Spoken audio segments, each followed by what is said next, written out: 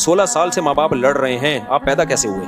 अच्छा, बाज मियाँ बीवी लड़ रहे होते हैं, हर साल बच्चा आ रहा होता है, कहते हैं 6 साल से लड़ रहे हैं और 6 बच्चे हो गए।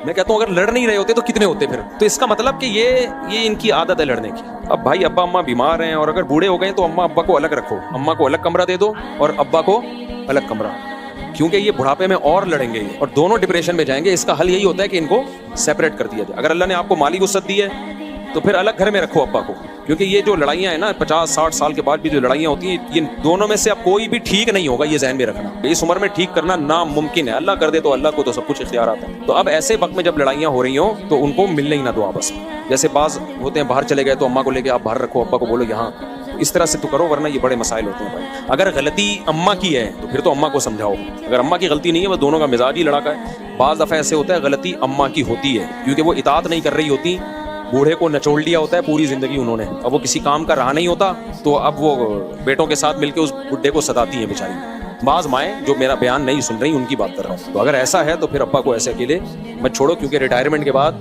कंपनी भी नहीं पूछती, बीवी भी बाज़ दफ़ा नहीं पूछती। ये मैंने अपनी आंखों से एक नहीं दर्जनों वाक़यात देखे।